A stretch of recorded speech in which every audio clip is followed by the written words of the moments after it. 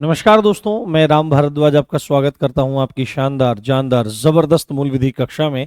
और आज हम लोग वन्यजीव संरक्षण अधिनियम को समाप्त करने के पूरे मूड में हैं कि आज ये अंतिम कक्षा वन्यजीव संरक्षण अधिनियम के संदर्भ में हो। और घड़ी की सुई ठीक 4 बजा रही है और आपकी कक्षा प्रारंभ हो गई है, तो जल्दी से आप लोग आ जाइए और आज की जबरदस्त जानदार शानदार कक्षा को। हाँ, हाँ, हाँ,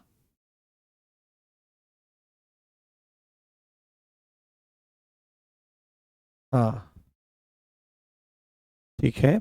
कोई दिक्कत नहीं है, उदासी कोई बात नहीं है, खूब प्रसन्न रहो। हाँ, हो जाता है कहीं कहीं पर, लाइफ में चीज़ें हो जाती हैं, बस खूब प्रसन्न रहो। तो मैं सीधे ही टॉपिक पे आता हूँ और फटाफट आप लोग आ जाइए।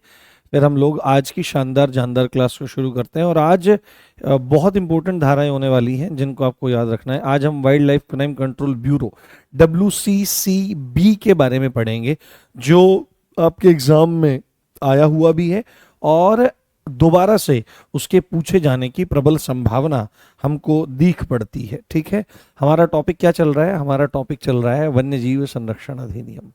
क्या चल रहा है हमारा टॉपिक? वन्यजीव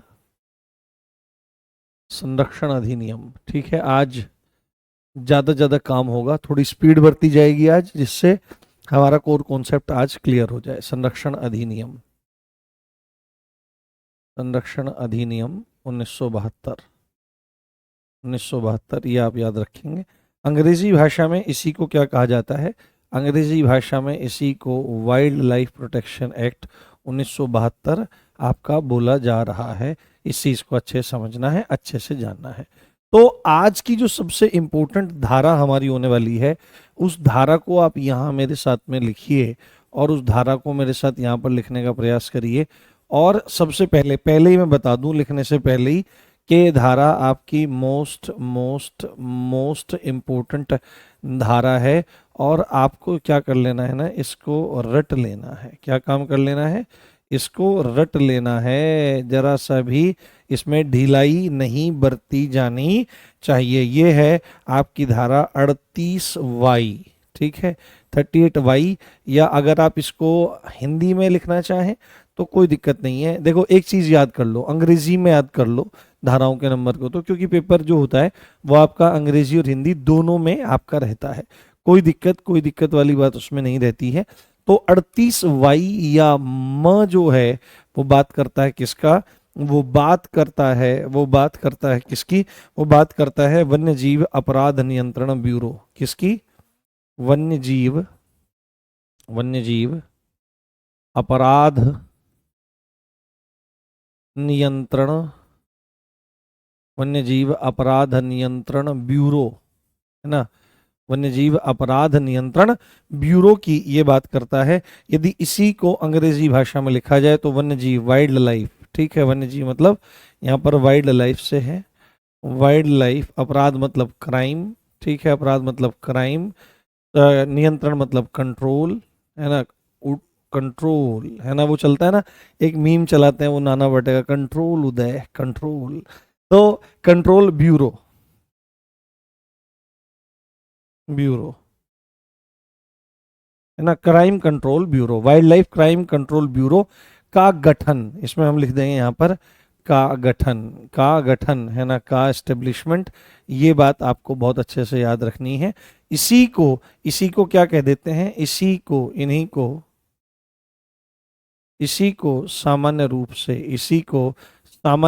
क्या बोला जाता है? इसी को सामान्य रूप से WCCB बोला जाता है। क्योंकि क्लास में आगे जा करके आप में से फिर काफी सारे पूछते हैं बच्चे कि सर WCCB क्या होता है? तो WCCB stands for wild life crime control bureau, जिसका जिक्र सेक्शन S30, है ना, सेक्शन 38Y में किया गया है। अब इसकी बात आएगी, जब यहां पर बात आ गई कि भाई इसका गठन हो रहा है, तो आप सीधे ही एक प्रश्न आप पूछेंगे, सीधे ही एक प्रश्न आप देखेंगे कि भाई इसका गठन कौन करता है? ठीक है, इसका गठन कौन करता है ना? कौन करता है? तो आपको सीधे ही बोलना पड़ेगा कि इसका गठन इसका गठन जो है वो केंद्र सरकार के द्वारा किया जाता है। किसके द्वारा? केंद्र सरकार द्वारा यानी by the central government, by the central government ये काम आपका किया जाता है। इस चीज को आपको ध्यान रखना है। यदि अब इसके स्ट्रक्चर की बात हम लोग करें कि भाई इसकी संरचना क्या होगी, इसका अध्यक्ष कौन होगा, इत्यादि इत्यादि की चर्चा करें, संरचना की चर्चा करें, तो वो भी आपके लिए काफी इंपॉर्टेंट हो जाता है। इसको बहुत अच्छे से आपको समझना है। हम्म हम्म हम्म हाँ, हो जाएगा जल्दी, कोर्स कंप्लीट हो जाएगा। तो संरचना अगले पेज पे ले लेते हैं संरचना। उससे पहले एक चीज देख लेते हैं, इसका मुख्यालय कहाँ पर है, WCCB का मुख्यालय, क्योंकि उसमें काफी लिखना पड़ेगा वो संरचना में। WCCB का मुख्यालय कहाँ पर है, WCCB का मुख्यालय यानी कि हेडक्वार्टर कहाँ है, HQ कहाँ पर है, तो आप सीधे ही बोलेंगे कि WCCB का जो मुख्यालय है वो आपके न्यू दिल्ली में है। कहाँ पर है, न्यू दिल्ली में है। इस चीज को आपको बहुत अच्छे से याद रखना है। तो 38वां वन्यजीव अपराध नियंत्रण ब्यूरो यानी wild life crime control bureau WCCB गठन से संबंधित है। गठन कौन करेगा, गठन करेगी आपकी केंद्र सरकार। हेडक्वार्टर कहाँ पे है, तो न्यू दिल्ली में इसका हेडक्वार्टर है। यदि अब इस ब्यूरो है ना की संरचना की बात की जाए, यदि इसकी स्ट्रक्चर की बात की जाए, तो स्ट्रक्चर मतलब कौन कौन होगा इसमें, है ना। स्ट्रक्चर मतलब संरचना की बात करी जाए तो इसके अध्यक्ष के बारे में चर्चा करेंगे हम लोग कि भाई इसका अध्यक्ष कौन होगा, इस संदर्भ में हमारी द्वारा चर्चा की जाएगी। हाँ हाँ, एक बार मैं आपके कमेंट्स को वो कर देता हूँ।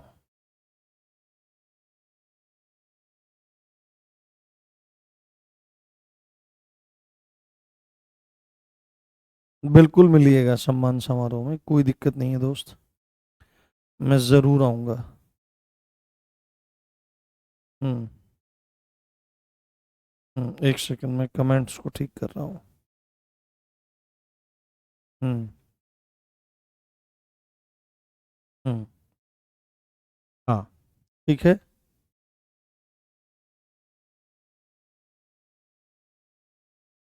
हाँ, सालों से चली आ रही गरीबी का अंत केवल एक तरीके से किया जा सकता है, काले अक्षर। जो ये काले अक्षर है ना, इनसे मोहब्बत करो और ऐसी मोहब्बत कर दो कि इनके बिना जी ना पाओ। ऐसी मोहब्बत कर दो, सब गरीबियां समाप्त हो जाएंगी, सब गरीबियां समाप्त हो जाएंगी, सारे दुख दर्द समाप्त हो जाएंगे। अध्यक्ष या डायरेक्टर की बात कर सकते हो, अध्यक्ष या डायरेक्टर की बात कर सकते हो कि भाई इसका डायरेक्टर कौन होगा। तो आपको स्पष्ट रूप से इसके डायरेक्टर के बारे में बोलना पड़ेगा कि जो आपका DWC होता है, वन्य जीव परिरक्षण निदेशक। कौन, वन्य जीव परिरक्षण निदेशक। वन्य जीव परिरक्षण निदेशक जो होता है वही इसका चीफ रहता है, वही इसका अध्यक्ष रहता है, वही इसका निदेशक रहता है। ठीक है, अध्यक्ष की ये अध्यक्ष, मूल तो आप इसको लिखो डायरेक्टर, है ना, मूल तो आप डायरेक्टर को लिखो। ठीक है, इसमें से ही हटा दो, अध्यक्ष लिखना ठीक नहीं है, डायरेक्टर लिखना ठीक है। क्या लिखना ठीक है, डायरेक्टर लिखना ठीक है। तो डायरेक्टर कौन होगा आपका, डायरेक्टर होता है आपका वन्यजीव परिरक्षण निदेशक, जिसको DWC बोला जाता है, director of wild life conservation, DWC, है ना, ये हमने पढ़ा था। उसके बाद अगर हम बात करें, इसको निदेशक भी बोला जाता है। ठीक है, इसको लिख लो यहाँ पर, निदेशक, है ना। डायरेक्टर को क्या बोलते हैं, निदेशक बोला जाता है, निदेशक जो निर्देश देता है। उसके बाद अगर बात करें हम लोग अपर निदेशक, इसमें एडिशनल डायरेक्टर होता है। ठीक है, AD जिसको बोलते हैं, क्या बोलते हैं, AD जिसको बोला जाता है, AD। तो इसमें AD कौन होगा, तो इसमें AD जो होगा आपका, वो होगा आपका पुलिस उप महानिरीक्षक। कौन होगा, पुलिस उप महानिरीक्षक, पुलिस का उप महानिरीक्षक पद का व्यक्ति, उप महानिरीक्षक, है ना, निरीक्षक, निरीक्षक, है ना, निरीक्षक, पुलिस उप महानिरीक्षक। जो महानिरीक्षक होता है उसको क्या बोला जाता है, मैं यहां पर लिख देता हूं, जो इंस्पेक्टर जनरल होता है। कौन होता है, इंस्पेक्टर जनरल होता है, IG जिसको कहते हैं, ये इंस्पेक्टर जनरल होता है। इसको महानिरीक्षक बोला जाता है। क्या बोला जाता है, महानिरीक्षक, इसको महानिरीक्षक बोला जाता है। और इसी में अगर उप लगाना हो तो डीआईजी हो जाएगा। उप महानिरीक्षक मतलब आपका डीआईजी। तो पुलिस विभाग का डीआईजी रैंक का अधिकारी इसका जो WCCB है, इसका आपका क्या रहने वाला है, एडिशनल डायरेक्टर रहने वाला है। और उसके बाद आपका आ जाएगा संयुक्त निदेशक, जिसको जॉइंट डायरेक्टर कहा जाता है, जेडी कहा जाता है। संयुक्त निदेशक क्या आ जाएंगे हमारे, संयुक्त निदेशक आ जाएंगे, जिनको जेडी बोला जाता है, जॉइंट डायरेक्टर बोले जाते हैं। तो ये ना इसमें 3 होते हैं। कितने होते हैं, ये इसमें 3 होते हैं। कितने होते हैं, 3 होते हैं। कौन कौन होते हैं, तो आपको यहाँ पर स्पष्ट रूप से लिखना चाहिए 3 के बारे में कि 3 निदेशक कितना होता है, तो निदेशक होता है 1। एडिशनल डायरेक्टर एडी कितने होते हैं, तो एडी भी होता है आपका 1, ठीक है, 1 होता है। बट आपके जो ज्वाइंट डायरेक्टर होते हैं वो आपके 3 होते हैं। और कौन कौन से होते हैं, इस चीज को ध्यान से देखो। तो आपका पुलिस है ना, पुलिस, ये डीआईजी नहीं, ये माफी, इसको थोड़ा सही कीजिए, पुलिस महानिरीक्षक, पुलिस महानिरीक्षक, ये पुलिस महानिरीक्षक आएगा, पुलिस महानिरीक्षक है ना, पुलिस महानिरीक्षक, आईजी, ठीक है, कौन आएगा, आईजी आएगा, इंस्पेक्टर जनरल आएगा आपका इसमें। इसमें आपका आएगा पुलिस महानिरीक्षक, पुलिस उप महानिरीक्षक, पुलिस उप महानिरीक्षक, पुलिस उप महानिरीक्षक आपका ज्वाइंट डायरेक्टर होगा, जिसको डीआईजी बोला जाता है, जिसको डीआईजी बोला जाएगा। उसके बाद आपका वन उप महानिरीक्षक है ना, वन विभाग का उप महानिरीक्षक जो होगा, उप महानिरीक्षक है ना, वन विभाग का उप महानिरीक्षक है ना, वन विभाग का डीआईजी रैंक का अधिकारी इसमें आएगा। और एक अधिकारी इसमें अपर आयुक्त आएगा, एडिशनल डायरेक्टर है ना, एडिशनल डायरेक्टर आपका आएगा कस्टम्स एंड जो आपका एक्साइज है,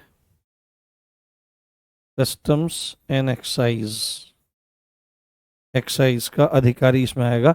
तो ये चीज आपको बहुत अच्छे से ध्यान रख लेनी है कि WCCB की संरचना में, WCCB की संरचना में आपका जो डायरेक्टर होगा वो कौन होगा, DWC होगा।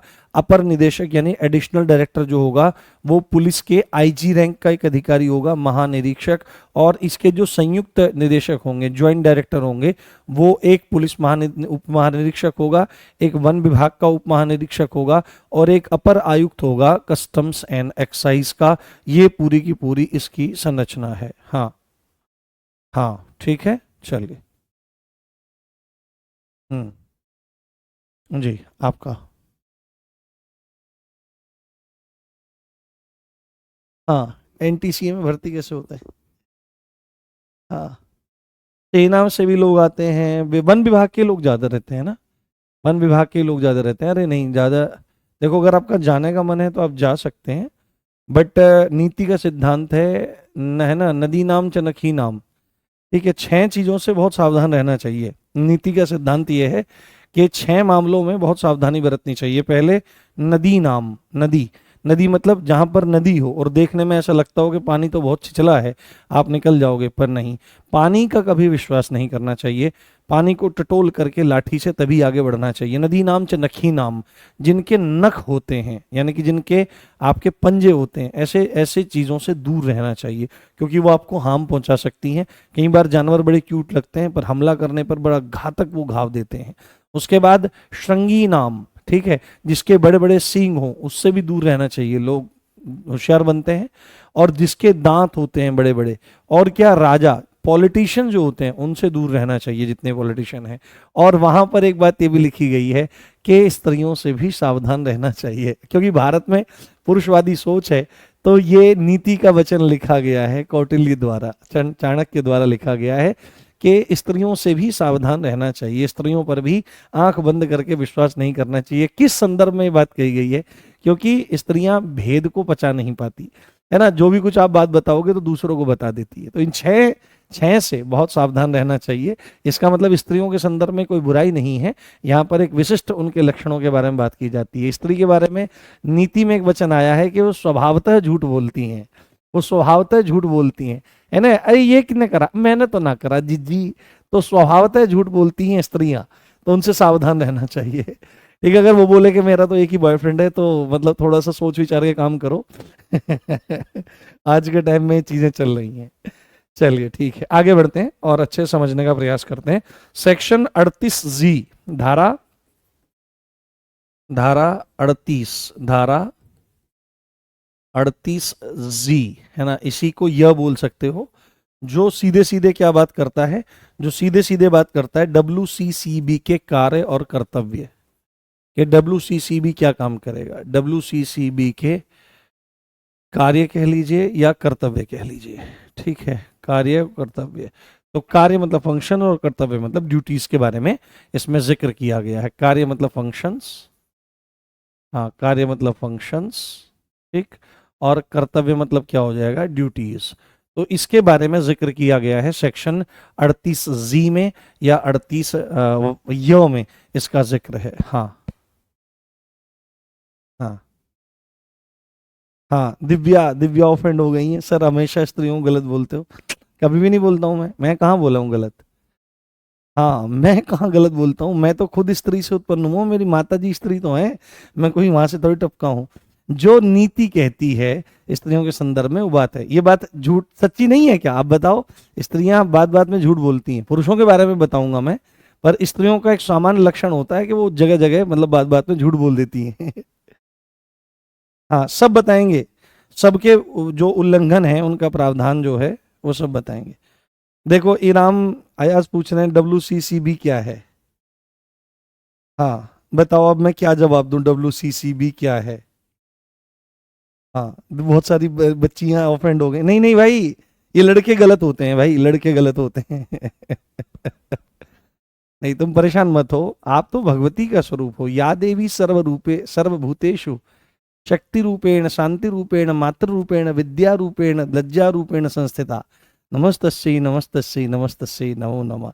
हे देवियों प्रसन्न हो जाओ आप, न मंत्रम नो यंत्रम, अभी स्तुति हो जाए आपकी, नाराज मत हो आप, ठीक है। सेक्शन 39 क्या बात करता है, काफी इंपॉर्टेंट ये आपके लिए हो सकता है, काफी इंपॉर्टेंट आपके लिए हो सकता है। इसमें आपको क्या ध्यान रखना है, इसमें ध्यान रखना है कि वन्य जीव जो हैं, इसमें सीधे एक बात बोली गई है कि वन्य जीव जो हैं, जो जंगली जानवर हैं, वो सरकार की संपत्ति है, ठीक है, सीधे सीधे लिखा गया है कि वन्य जीव सरकार की संपत्ति हैं। सीधे ही आपसे पूछ लिया जाए कि वन्य जीव क्या है, तो आपको बोलना पड़ेगा वन्य जीव सरकार की संपत्ति है। प्रॉपर्टी किसकी है, प्रॉपर्टी है आपकी सरकार की। ये सेक्शन 39 आपका बोलता है। फटाफट, जहां पर एक्सप्लेनेशन की नीड है वहां पर एक्सप्लेनेशन, जहां पर नीड नहीं है वहां पर फटाफट आगे। तो अगला है हमारा धारा 45, ठीक है, सीधे धारा 45 है। धारा 45 क्या कहती है कि इस एक्ट के अंदर, इस एक्ट के अंतर्गत, है ना, इस एक्ट के अंतर्गत दिया गया लाइसेंस, दिया गया कोई लाइसेंस, कोई भी लाइसेंस हो, क्योंकि आप एक चीज देख रहे होंगे इस एक्ट में के अंतर्गत ज्यादातर शक्तियों के बारे में कहां बात की जा रही है, ज्यादातर शक्तियां CWW के पास है, चीफ वाइल्ड लाइफ वार्डन के पास है, मुख्य वन्यजीव संरक्षक के पास शक्तियां हैं। तो यहां पर मुख्य वन्यजीव संरक्षक की ही एक शक्ति के संदर्भ में बात की जा रही है कि इस एक्ट के अंतर्गत दिया गया कोई भी लाइसेंस CWW रद्द कर सकता है, ठीक है, कौन, CWW रद्द कर सकता है, CWW, ठीक है, chief wild life warden, chief wild life warden जो है वो रद्द कर सकता है, उसके द्वारा रद्द किया जा सकता है, रद्द कर सकता है, रद्द कर सकता है। ये बात आपको अच्छे से समझ लेनी है, ये बात आपको अच्छे से जान लेनी है कि इस एक्ट के अंतर्गत दिया गया कोई भी लाइसेंस CWW द्वारा रद्द किया जा सकता है या उसके पास रद्द करने का अधिकार है। अब मान लिया कि CWW ने कोई लाइसेंस रद्द कर दिया, और कई बार वो लीगल बेसिस पर भी हो सकता है, कई बार वो लीगल ग्राउंड्स पे भी हो सकता है कि भाई तुम लाइसेंस में दी गई शर्तों की, लाइसेंस मतलब अनुज्ञा पत्र होता है कि भाई अगर तुम, हाँ हाँ हाँ हाँ बुक, हाँ बुक में ही, हाँ बुक में ही आप नोट करते जाओ, है ना, बुक में ही नोट करते जाओ, हाँ बुक को ही नोट्स बना लो, क्योंकि एग्जाम के बाद तो किसी काम वैसे भी नहीं आएगी ना, तो बुक को ही नोट्स बना लो, वहीं पे लिखते जाओ, वहीं से रिवीजन करते जाओ। अगर ऐसा मन में प्रश्न है कि बुक आ गई है नोट्स बनाऊं या नहीं, वैसे तो नोट्स अपने ही होने चाहिए, अलग से शॉर्ट नोट्स होने चाहिए, बट अगर फिर भी आपको लगता है कि थोड़ा सा अलग होना चाहिए तो कोई दिक्कत वाली बात नहीं। मेरी बात ध्यान से सुनो, पढ़ाई पे ज़्यादा ध्यान दिया करो। तो यहाँ पर क्या बात है कि अगर वो फर्जीवाड़े के, वो पैसे उगाही के चक्कर में, एक्सटॉर्शन के चक्कर में, ये कैसे भी सामने वाले को लाइसेंस दिया है इसको डरा धमका करके पैसे निकालते हैं कि या तो तू पैसे दे दे या तेरे को तेरा जो लाइसेंस है उसको मैं सस्पेंड कर दूंगा या उसको मैं टर्मिनेट कर दूंगा। तो सीधी सीधी बात यहाँ पर है कि यदि CWW द्वारा लाइसेंस गलत है ना, इलीगल ग्राउंड्स पे कैंसिल किया गया है, सस्पेंड किया गया है, तो हम जो शिकायत है वो किसके पास कर पाएंगे। तो आपको सीधे सीधे यहां पर एक बात लिख देनी है, एक बात स्पष्ट कर देनी है कि आपका धारा 45 के संबंध में अपील है ना, अपील राज्य सरकार के पास करेंगे, राज्य सरकार के पास करेंगे, राज्य सरकार के पास करेंगे। ठीक है, धारा 45 बात करता है इस एक्ट के अंतर्गत यदि कोई लाइसेंस दिया गया है तो उसको रोकने का, रद्द करने का जो अधिकार है, हाँ हाँ, उसको रद्द करने का जो अधिकार है, उसको रद्द करने का जो अधिकार है वो CWW के पास है। और यदि कोई लाइसेंस रद्द किया गया है ना, और उसके संदर्भ में कोई अपील डालनी है तो अपीलिंग अथॉरिटी कौन है? अपीलिंग अथॉरिटी आपकी उस राज्य की सरकार है और सेक्शन 46 का यूज करते हुए आप वहां पर जा सकते हैं, आप वहां पर देख सकते हैं। ठीक है, आपको नोट करना है तो आप कर लीजिए, मैं थोड़ा साइड हो जाता हूं, फिर बच्चे कहते हैं कि सर आप नोट नहीं करने देते, तो ऐसा कुछ नहीं है। हाँ हाँ हाँ हाँ। हम्म। हाँ भाई, हमसे गलती हो गई, हमने झूठ बोल दिया, हमने गलत बोल दिया है। हाँ ठीक है, चलिए आगे बढ़ते हैं फटाफट, क्योंकि आज इस एक्ट को हर हाल में कंप्लीट करना है खींच करके जल्दी से। ध्यान से मेरी बात सुनिए और ध्यान से मेरी बात समझिए। अब आती है अगली धारा, धारा 48 सेक्शन 48A। ठीक है, सेक्शन 48A या क कह लीजिए इसको, कि अगर कोई कहने लगे कि अगर एक अपनी कोई कंपनी चला दे कि भाई हम ना क्या काम करते हैं, एक कहानी है तीसरी कसम, मारे गए गुलफाम। उस कहानी में एक पात्र है, वो पात्र शेर को, सर्कस के शेर को एक जगह से दूसरी जगह ट्रांसपोर्ट करता है, और फिर वो बोलता है कि बाघ की गंध ऐसी थी कि महीनों कपड़ों से नहीं गई। आप कहानियों को वगैरह को देखते रहा करो, साहित्य वगैरह पढ़ते रहा करो, मैं भी कुछ कुछ पढ़ने का प्रयास करता हूँ। बहुत अच्छी कहानी है मारे गए गुलफाम, इसको देखा करो।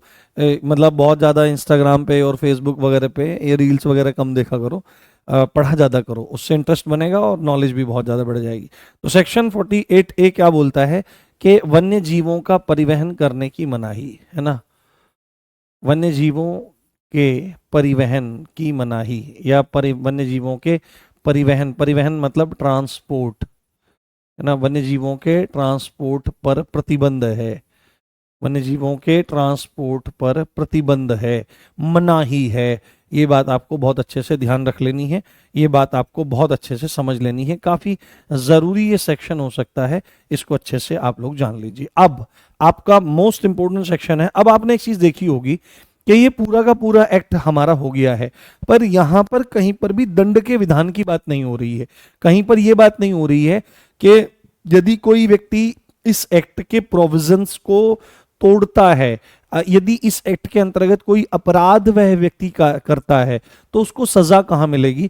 तो उसको सजा जो मिलने वाली है, उसको जो पनिशमेंट मिलने वाला है, वो एक साथ एक जगह लिख दिया गया है, जिससे अलग अलग जगह भटकना ना पड़े।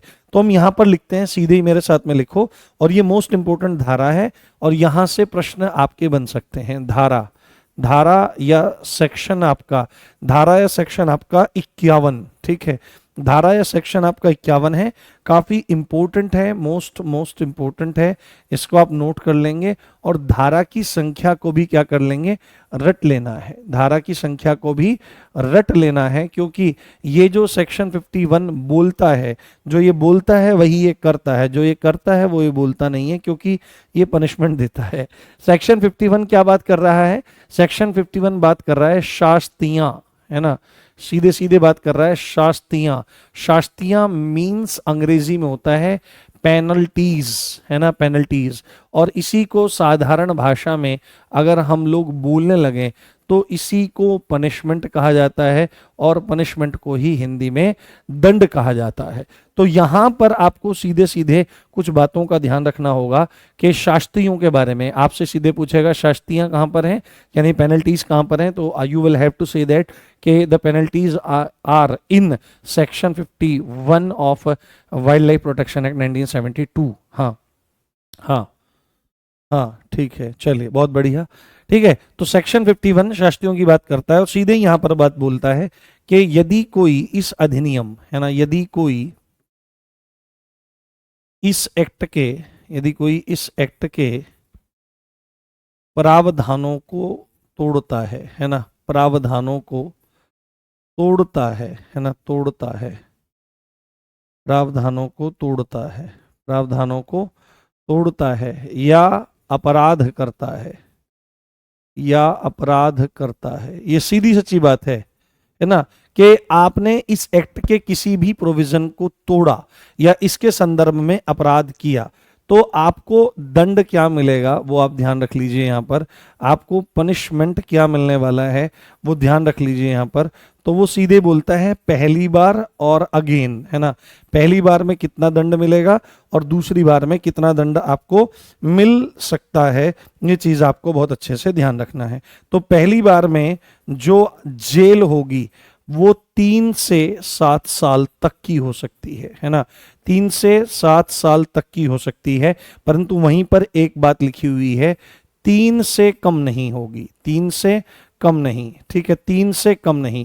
जब उसने लिखी दिया है कि 3 to 7, तो अगर पहली बार इस अधिनियम के प्रावधानों को तोड़ता है, पहली बार इस एक्ट के अंतर्गत कोई अपराध कोई व्यक्ति करता है, तो 3 से 7 साल तक की जेल हो सकती है, या फाइन भर के भी काम चल जाएगा, या फाइन भर के 10,000 रुपए तक का फाइन, या क्या होगा फाइन, कितना, 10,000 रुपए तक का, 10,000 रुपए तक का फाइन उस व्यक्ति को भरना पड़ सकता है। अब ये कोर्ट डिसाइड करेगा कि उसको सजा देनी है जेल की, या 10,000 रुपए तक का जुर्माना लगाना है, या दोनों से दंडित किया जा सकता है। यस में लिख सकते हैं आप, दोनों से भी दंडित किया जा सकता है। क्या, दोनों से भी दंडित किया जा सकता है। ये पहली बार का मामला है। यदि पहली पे नजर में ऐसा जादू कर गया, है ना, और बहका है मेरा दिल और तिसका जिया कि मैंने जानवर को मार दिया, तो पहली बार में जेल 3 से 7 साल, मिनिमम 3 साल होगी, उससे कम नहीं, या फाइन 10,000 रुपए तक का देना पड़ सकता है, या दोनों से भी दंडित किया जा सकता है। और अगर बोलने लगे कि मानता नहीं है, सोचता है यार भाई 3 साल जेल में रह लेंगे, 10,000 रुपए जुर्माना दे लेंगे, एक हाथी दांत को बेच करके करोड़ों रुपए की सेल होती है, मेरी तो पीढ़ियां सुधर जाएंगी। हाँ हाँ हाँ हाँ, माँ बाप की खुद की जो खरीदी हुई प्रॉपर्टी होती है उसमें बच्चों का हक नहीं होता है। ठीक है, माँ बाप देना चाहें तो दे सकते हैं, या माँ बाप गुजर जाएं तो बच्चों का अधिकार होता है, पर जीते जी माँ बाप की जो प्रॉपर्टी होती है जो उन्होंने खुद अपने आप कमाई है, उसमें वो हिस्सा देना चाहे ना देना चाहे, ये पेरेंट्स पर डिपेंड करता है। पर जो पैतृक संपत्ति होती है, दादा परदादा से ऐसे चलती आ रही है, जैसे जमीन जायदाद, कुछ गहना सोना इत्यादि, उसमें अगर माँ बाप ना भी देना चाहें तो भी कोर्ट को देना पड़ेगा, क्योंकि वह पैतृक संपत्ति है ना, वो वंश वृद्धि के कारण दी जाती है। तो अगर दोबारा ऐसा करता है, दोबारा ऐसा करता है, या बार बार ऐसा करता है ना, दोबारा ऐसा करता है, पश्चातवर्ती, बार बार अपराध करता है, बार बार अपराध करता है, तो ऐसी स्थिति में जो दंड दिया जाएगा, ऐसी स्थिति में जो दंड होगा, जो पनिशमेंट होगा, जो पनिशमेंट होगा लाला, वो क्या होगा, उसमें भी यही स्थिति है कि जेल होगी, है ना, क्या होगी, जेल होगी, है ना, जेल होगी, और या फिर फाइन देना पड़ेगा। तो जेल कितनी होगी, तो जेल वही है 3 से 7 साल तक, है ना, जेल में कोई अंतर नहीं है, 3 से 7 साल तक, और 3 साल कम से कम, 3 साल से कम नहीं। अब आप बोलोगे सर इसमें भी 3 साल से वो है, तो डिपेंड करता है ना कि जज कितनी सजा देना चाहे। और आप बीएनएस में या आगे भी इस चीज को पढ़ेंगे कि यदि एक अपराध एक बार किया गया तो उसके लिए 2 बार सजा नहीं मिलेगी। यानी चोरी करी है 2 साल जेल में काट के आया, कि उस अपराध किया था फिर, तो एक अपराध के लिए 1 बार सजा काटनी पड़ेगी। बट हमेशा एक चीज ये रहती है कि यदि कोई व्यक्ति किसी अपराध को पहली बार करता है और उसमें जो उसको सजा मिल चुकी है, अगली बार फिर वही अपराध करता है, तो इस बार उसी अपराध में सजा बढ़ करके मिलेगी। अगर 2 साल मिली है तो हो सकता है इस बार 2 साल 1 दिन हो, या हाँ हाँ हाँ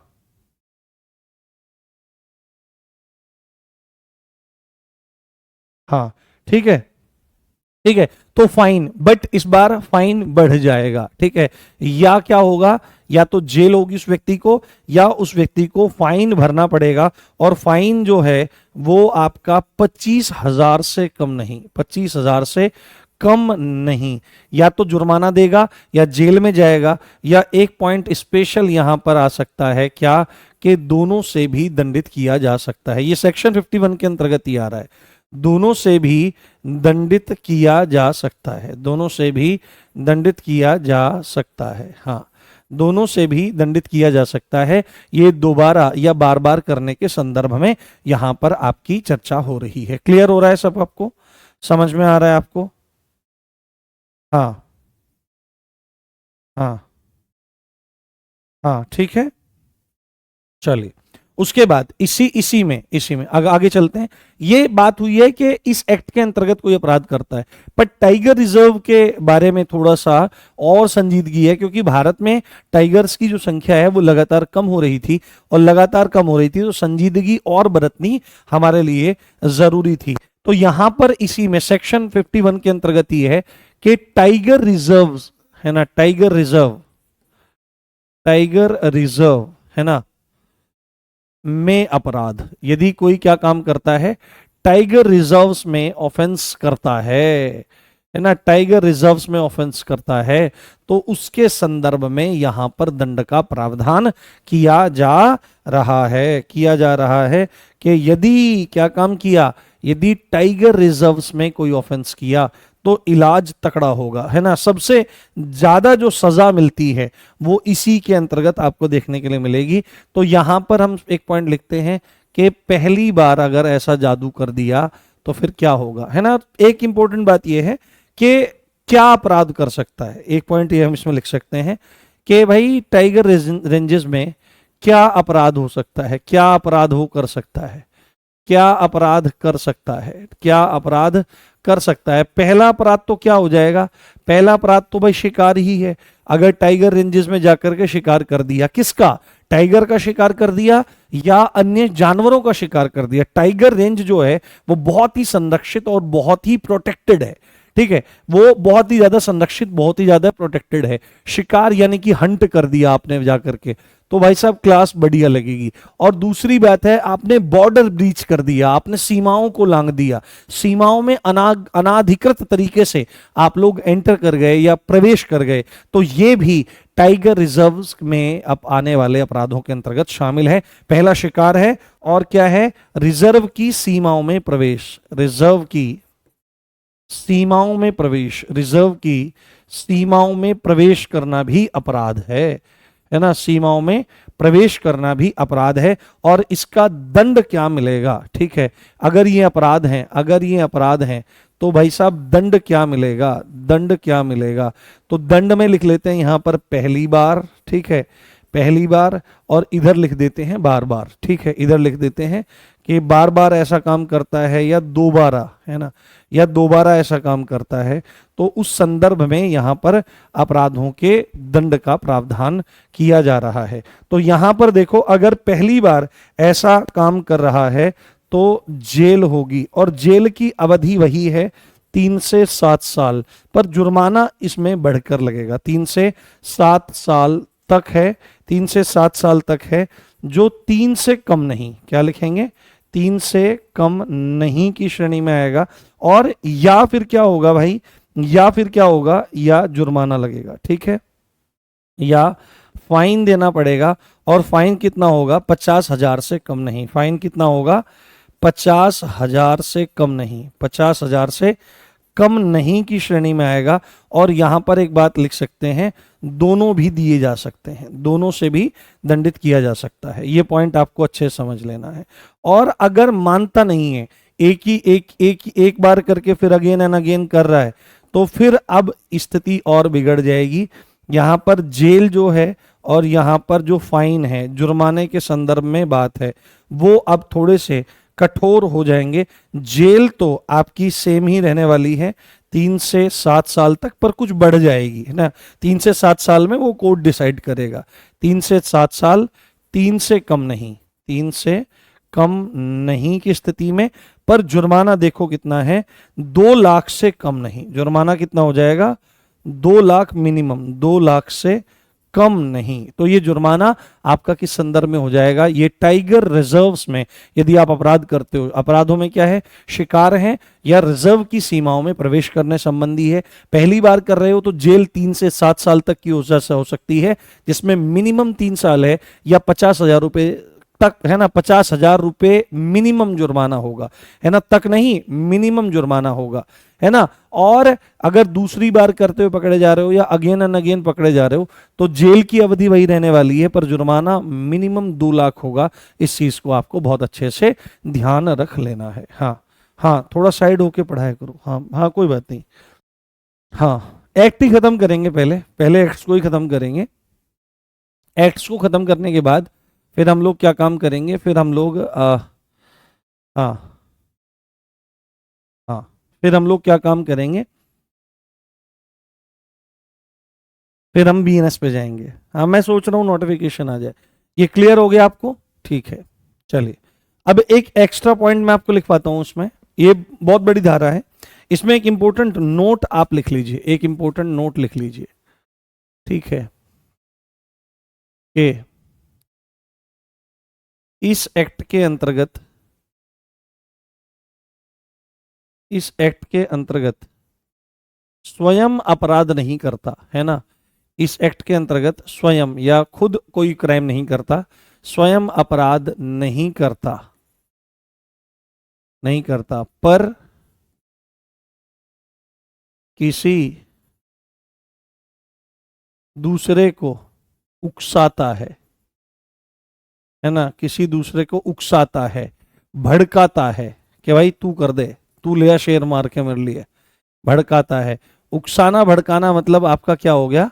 उकसाना भड़काना आपका क्या हो गया? उकसाना भड़काना दुष्प्रेरण, है ना। दुष्प्रेरण, अबेटमेंट, है ना। अबेटमेंट करता है। क्या काम करता है? अबेटमेंट करता है। तो दंड क्या मिलेगा इसमें ध्यान रखना है। तो भड़काने के लिए, उकसाने के लिए दंड क्या मिलेगा?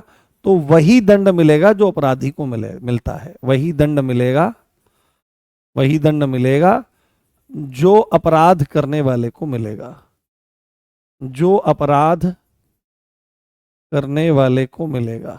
वही दंड मिलता है दुष्प्रेरण करने वाले को, जो अपराध करने वाले को मिलता है, क्योंकि इंटेंशन सेम होती है। क्या? सामान्य आशय जो होता है, कॉमन इंटेंशन जो होती है, वो सेम रहती है। हाँ। हम्म हम्म, है ना। इस चीज को आपको ध्यान रखना है। चलो, बहुत बढ़िया, करा देंगे बेटे। हाँ, ठीक है। चलो, एक इंपॉर्टेंट पॉइंट इसमें आप और लिख लीजिए, जो आपका एक और इंपॉर्टेंट पॉइंट है। कोई इंपॉर्टेंट पॉइंट है कि यदि अपराध में, है ना, यदि अपराध में, यदि अपराध में कोई फांसा, है ना, क्या यूज किया गया है? यदि अपराध में कोई फांसा, है ना, कोई फांसा यूज किया गया है, या कोई औजार यूज किया गया है ना, अपराध करने में कोई फांसा, कोई अपवाद, कोई जलयान प्रयोग किया गया है, जलयान प्रयोग किया गया है, या कोई हथियार प्रयोग किया गया है। जलयान या आयुध, आयुध मतलब वेपन, वेपन यूज किया गया है, वेपन, वेपन यूज किया गया है आदि, है ना। इनका यदि अपराध में कोई फांसा मतलब कि वो जाल इत्यादि कुछ भी, या कोई औजार, या कोई जलयान, या कोई आयुध प्रयोग किए गए हैं, प्रयोग किए गए हैं, प्रयोग किए गए हैं, तो कोर्ट आदेश देगा, ठीक है, तो कोर्ट आदेश देगा, कोर्ट आदेश देगा किसको? स्टेट गवर्नमेंट को। तो कोर्ट आदेश देगा किसको? स्टेट गवर्नमेंट को। स्टेट गवर्नमेंट को क्या आदेश देगा? कि जब्त कर लो,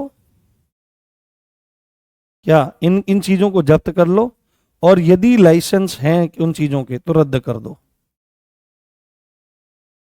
और लाइसेंस रद्द कर दो। अरे यार भाई, है ना,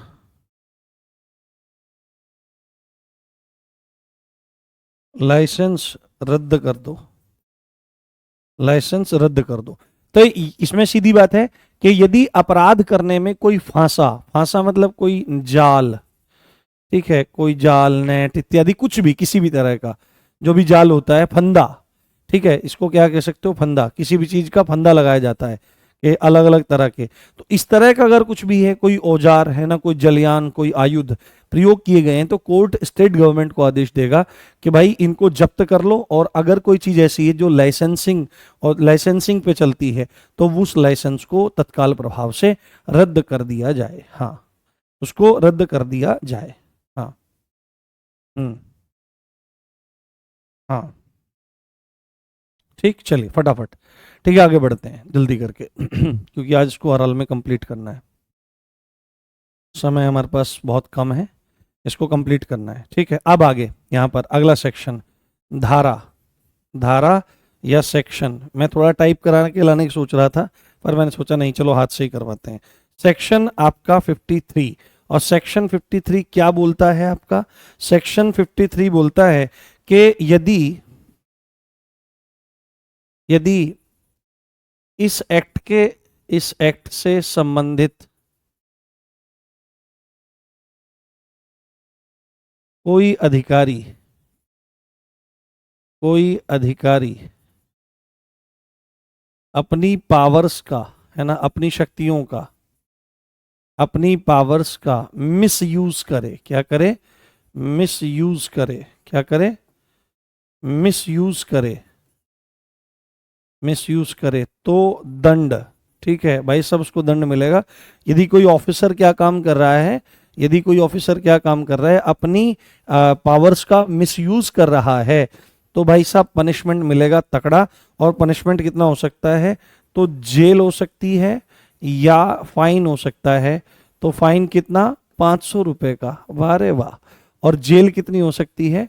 6 माह की। ये या की स्थिति में है कि या तो 500 रुपए का जुर्माना हो जाएगा या 6 महीने की जेल हो जाएगी। तो 500 रुपए भर के वो जान बचा लेगा और मिसयूज करता रहेगा, या लिखा है कि दोनों से भी उसको दंडित किया जा सकता है। हाँ। हाँ। हम्म। हाँ, बुक से पढ़ाना थोड़ा सा उतना अच्छा नहीं लगता है कि बुक को यहाँ पे ले आओ, वो एक टीचर वाली फील नहीं देता, सच बताऊं। देखो पीडीएफ से वैसे पीडीएफ से नहीं पढ़ाना चाहिए, पढ़ना चाहिए। पीडीएफ में केवल क्वेश्चन ही ठीक लगते हैं, बाकी चीज़ें ठीक नहीं लगती। अगर पीडीएफ से पढ़ाना पड़े तो वो मजबूरी हो जाती है कि एकदम से कोई एग्जाम आ गया है तो हमको थोड़ी चीज़ें अच्छे से समझनी है, करनी है, तब तो पीडीएफ से पढ़ाना अच्छा लगता है। या बहुत ज़्यादा तथ्यात्मक चीज़ें हैं तो पीडीएफ से पढ़ाना अच्छा लगता है, बाकी नहीं। हाँ, अब यहां पर अगली धारा है हमारी, अगली धारा है हमारी, बहुत इंपॉर्टेंट है और कई सारे एक्ट में पूछी जाती है। इसको याद रख लेना, अभी तक पूछी तो नहीं गई है पर हो सकता है पूछी जाए, ठीक है। धारा आपकी 58, कौन सी धारा आपकी? 58 है, इसको रट लो, है ना, इसको रट लो, क्रैम कर लो इस नंबर को। क्या चीज है? कंपनी द्वारा अपराध, ठीक है, कंपनी द्वारा अपराध, कंपनी द्वारा अपराध। सीधे सीधे पेपर में आएगा कि भाई वन्यजीव संरक्षण अधिनियम के अंतर्गत कंपनी द्वारा अपराध कौन सी धारा में है, तो आपको बोलना पड़ेगा सेक्शन 58 में कंपनी द्वारा अपराध है। यानी कि कोई कंपनी, कंपनी मतलब बहुत सारे लोगों के द्वारा मिलकर के संगठित रूप से अपराध को अंजाम दिया जाना। जंगल में गैर कानूनी तरीके से संरक्षित और प्रतिबंधित पौधों की खेती कर रहे हैं या उनको काट रहे हैं, या जंगली जानवरों का शिकार कर रहे हैं, उनको उनको उनकी स्मगलिंग चल रही है, तो बहुत सारे लोग मिलकर कर रहे हैं। तो कंपनी द्वारा अपराध में एक बात है कि कंपनी का हर एक, कंपनी का हर एक सदस्य अपराधी होगा, है ना, कंपनी का हर एक सदस्य अपराधी होगा, है ना, कंपनी का हर एक सदस्य अपराधी होगा। ये नहीं कह सकता कोई, ये नहीं कह सकता कोई कि सर मैं तो इनके यहाँ पे जॉब करता हूँ, इन्होंने बोला था पेड़ काटने की है और मैं तो इनके यहाँ कंपनी वालों के यहाँ जॉब करता हूँ तो मैं नहीं। तो फिर कोर्ट ये नहीं कहेगा कि भाई तुम तो यहाँ काम करते थे, अरे इस बेचारे को क्या पता। इतना बेचारा कोई नहीं होता। इलीगल एक्टिविटीज में काम करने वाला कोई भोला नहीं होता, उसको सब पता रहता है कि कहाँ पर क्या चीज हो रही है। इतना बेवकूफ कोई नहीं होता कि उसको गैर कानूनी और कानूनी चीजों के बीच में अंतर ना पता हो। तो यहाँ पर सेक्शन 58 में ये बात है कि कंपनी द्वारा अपराध, और इसका मतलब यह है कि जिस समय अपराध घटित हो रहा है या कंपनी के द्वारा कोई अपराध घटित किया गया है तो कंपनी का हर एक सदस्य अपराधी माना जाएगा उस अपराध को करने का। ये पॉइंट आपको बहुत अच्छे से ध्यान रखनी चाहिए, ठीक है। ये बात आपको बहुत अच्छे से ध्यान रखनी चाहिए। अब इसमें एक चीज ये है, अब इसमें एक चीज ये है, यहां पर धारा एक है हमारी 58C। धारा या सेक्शन हमारा कौन सा है? 58C, या इसी को ग कह लीजिए, इसी को ग कह लीजिए। अभी एक चीज ये है कि आदमियों की एक टेंडेंसी हो सकती है कि भाई यार एक काम करते हैं, शेर को मारते हैं, जंगली जानवरों को मारते हैं, प्रतिबंधित पौधों को मारते हैं, काट के बेच देते हैं, पैसा जो है संपत्ति जो है अपने घर पे रख देते हैं, बैंकों में रख देते हैं। 10-15 साल बाद है ना, ज्यादा 2 लाख रुपए भरने पड़ेंगे, भर देंगे, ठीक है। 7 साल मैक्सिमम जेल में रहना पड़ जाएगा, रह लेंगे, बाकी आ जाएंगे, फिर मौत से जिंदगी बिताएंगे, अपने बाल बच्चों को पालेंगे, कहीं बिजनेस धंधे चलाएंगे, तो कोई दिक्कत नहीं है। तो यहां पर एक बात स्पष्ट रूप से आपकी बोल दी गई है कि अवैध रूप से अर्जित की गई संपत्ति को आप नहीं रख सकते। यानी कि सीधे ही इस एक्ट ने बोल दिया है कि तुम क्या सोच रहे हो कि इस तरह से पैसे कमा करके संपत्ति और धन को इकट्ठा कर लोगे और बाद में सजा भुगत के आप अपनी नॉर्मल लाइफ को परस्यू करोगे, हम तुमको जीने नहीं देंगे चैन से, ठीक है। एक्चुअली में सरकार ही जो होती है ना, वो सबसे बड़े गुंडे के रूप में कार्य करती है। आप देखो तो सब पर होल्ड रखती है बहुत तरीके से, आपको पता भी नहीं लगता है। और सरकार जो होती है वो सरकारी होती है, सरकार के ऊपर कोई नहीं होता। अगर कोई समझता कोई बिजनेसमैन है तो नहीं, सबकी वाट लगा के रखने वाली है सरकार। तो अवैध रूप से अर्जित संपत्ति, अवैध रूप से इकट्ठी की गई संपत्ति, अवैध रूप से इकट्ठी की गई संपत्ति को रखने की मनाही है, रखने की मनाही है। आप नहीं रख सकते हो, रखने की मनाही है या प्रतिबंध है, ठीक है। प्रतिबंध है, आप अवैध रूप से इकट्ठा भी नहीं कर सकते और इस तरह से नहीं कर सकते हो। ये सेक्शन 58C आपके लिए बोलता है। क्लियर हो रही है बात, समझ में आ रही है बात? बस एक्ट पूरा होने वाला है। हाँ हाँ। बोरिंग लग रहा है लेक्चर? नहीं, बोरिंग क्यों लगेगा? आज क्या है ना कि इसको हमको कंप्लीट करना है, तो हम इसको डिले नहीं कर सकते। कल से अगला अगला टॉपिक हम शुरू करेंगे।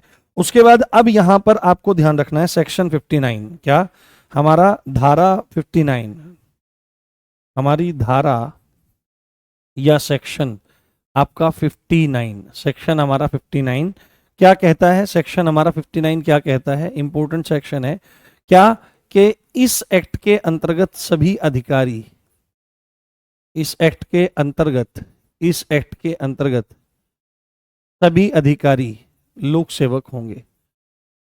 इस एक्ट के अंतर्गत सभी अधिकारी क्या होंगे? लोक सेवक होंगे। क्या होंगे? लोक सेवक होंगे, पब्लिक सर्वेंट होंगे। क्या होंगे? लोक सेवक होंगे, पब्लिक सर्वेंट होंगे, पब्लिक सर्वेंट होंगे। ये बात आपको ध्यान रखनी है। आपसे पूछ सकता है कि वन्य जीव संरक्षण अधिनियम के अंतर्गत जिन जिन अधिकारियों की नियुक्ति की चर्चा वहां पर है, वहां पर हो रही है, उनमें क्या चीज है? उनमें आपको ध्यान रखना है उनकी ये जो सब अधिकारी हैं ये लोक सेवक कहलाएंगे, ये सब लोग पब्लिक सर्वेंट आपके कहलाएंगे, ठीक। अब अगली इंपॉर्टेंट धारा है जिसको आपको रट लेना है, धारा 60, सेक्शन 60, ठीक है।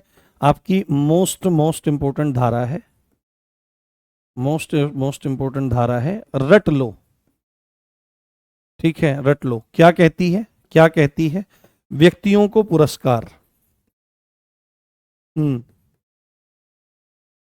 व्यक्तियों को पुरस्कार। बहुत सारे लोग पुरस्कार लिखते हैं, पुरस्कार शब्द नहीं होता है, पुरस्कार शब्द होता है। अवार्ड, अवार्ड, ठीक है, यानी कि किसी व्यक्ति को अवार्ड देना। अवार्ड देने के संदर्भ में है, तो सीधे ही हमारे दिमाग में बात आएगी कि व्यक्तियों को पुरस्कार क्यों दिया जाएगा भाई, ऐसा क्या कर रहे हैं व्यक्ति। अगर नॉर्मल भी कोई आदमी है उसको अवार्ड देने के बारे में यहां बात की जा रही है, तो क्यों दिया जाएगा अवार्ड।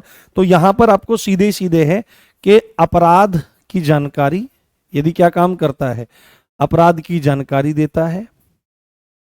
यदि कोई व्यक्ति अपराध की जानकारी देता है कि भाई वहां वहां पे अपराध हो रहा है, या क्या काम करता है, अपराधियों को पकड़वाता है,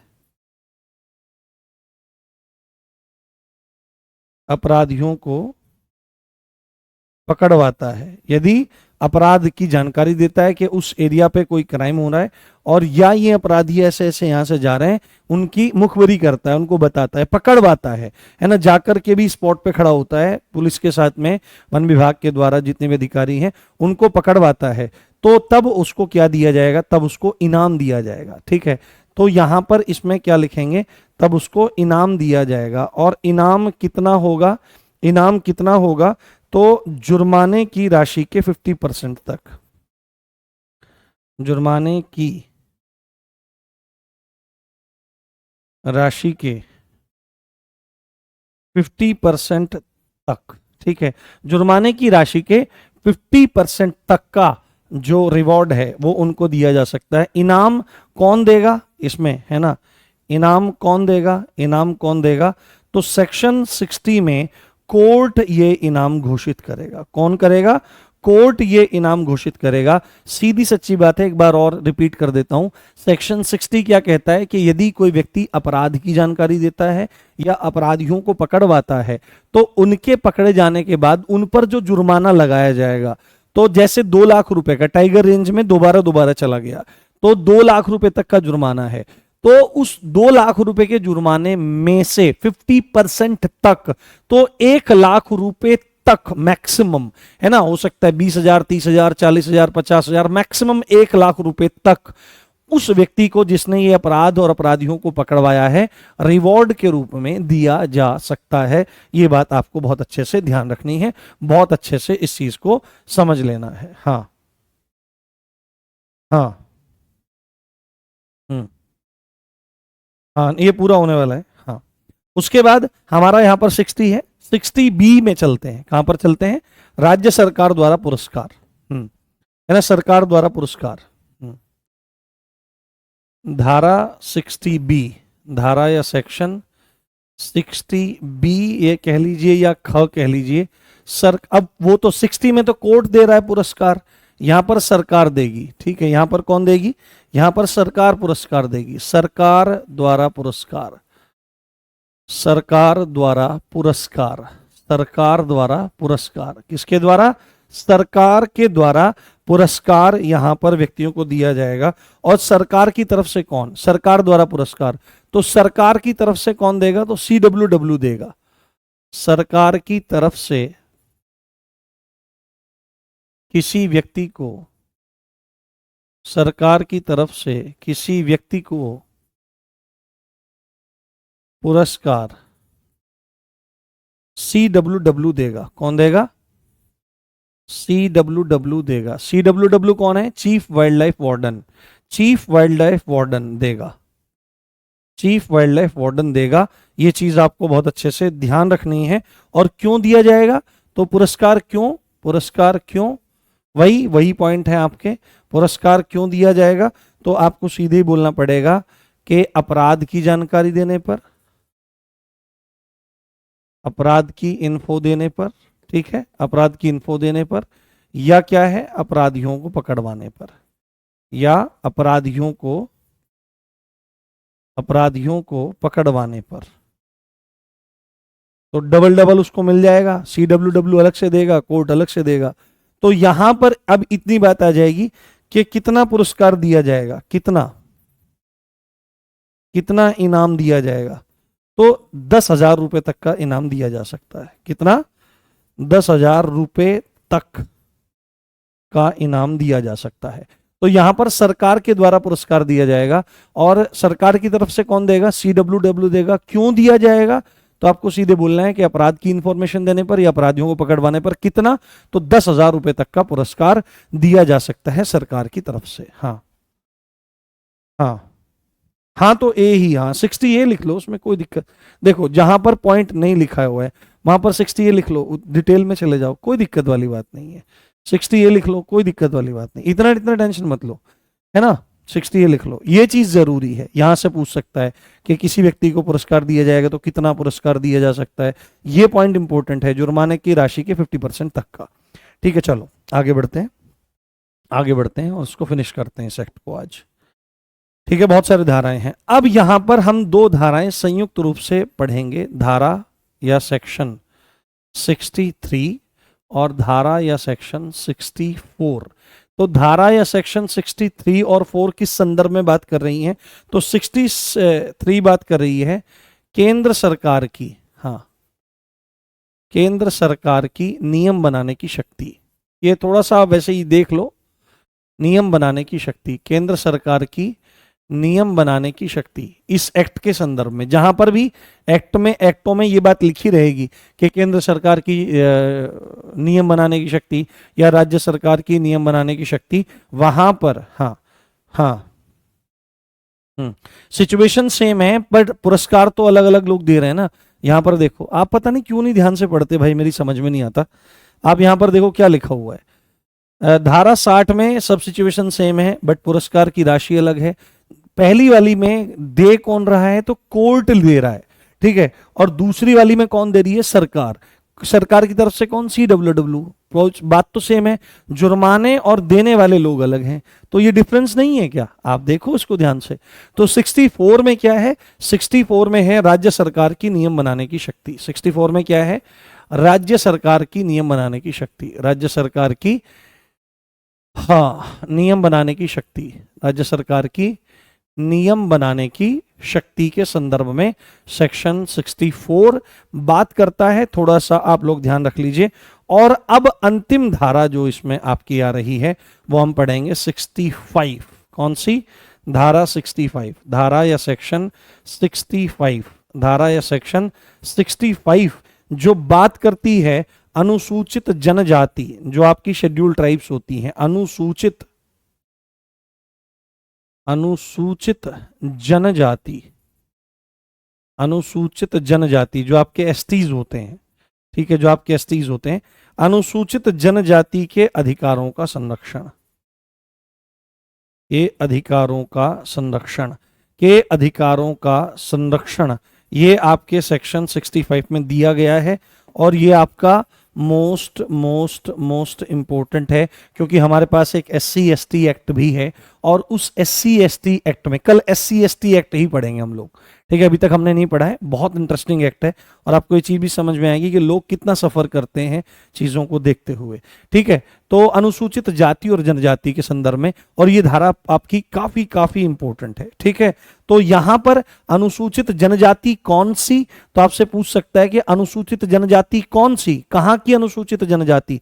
क्योंकि अनुसूचित जनजातियां तो बहुत हैं भारत में, जगह जगह पर एसटीज रहते हैं, तो कहां की, कहां की? तो आपको बोलना पड़ेगा अंडमान एंड निकोबार, है ना, निकोबार, अंडमान एंड निकोबार, विशेषकर निकोबार, विशेषकर निकोबार द्वीप समूह की जनजातियों के संदर्भ में, द्वीप समूह की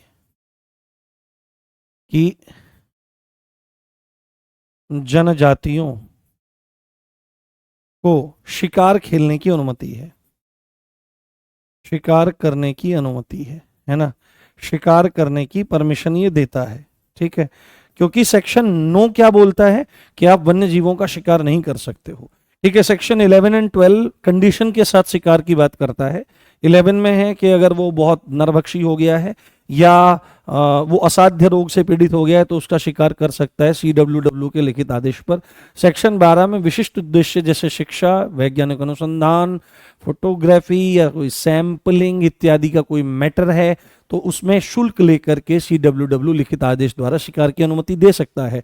पर इनके अलावा कोई भी व्यक्ति शिकार नहीं कर सकता है। बट सेक्शन 65 में बात कही गई है कि अनुसूचित जनजाति जो शिकार के द्वारा ही अपने जीवन का निर्वाह करती हैं, और विशेषकर अंडमान एंड निकोबार में भी निकोबार द्वीप समूह की जनजातियों को शिकार खेलने की विशेष परमिशन ये सेक्शन 65 देता है। तो ये हमारा एक्ट पूरा हुआ। बहुत ही ज्यादा तगड़ा एक्ट था, बहुत ही ज़्यादा ज़बरदस्त एक्ट था। एक्ट को पढ़ाने में बहुत दम लगता है, सच बताऊं कि ये एक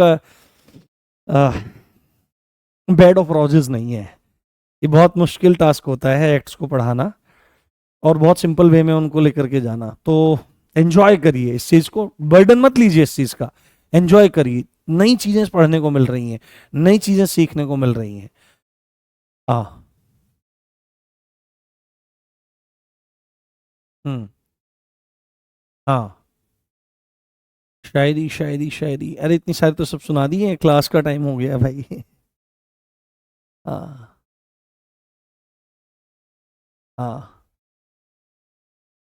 हाँ चलो कुछ दो पंक्तियां सुना देता हूँ, बहुत दिन हो गए। हम्म। क्या सुनाऊँ आपको, वही सुना दूँ? कहना गलत गलत के छुपाना सही सही। हाँ।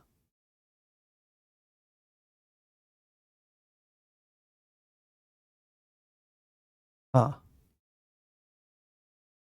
चलिए ठीक है, टाइम ओवर हो गया है, बाद में सुना देंगे। तो चलिए इसी अच्छी बात के साथ आप देख रहे कल SC ST एक्ट, इसी अच्छी बात के साथ आप देख रहे थे मुझे, मेरा नाम है राम भारद्वाज। मिलते हैं कल, ध्यान रखिए अपना, प्रसन्न रहिए खूब।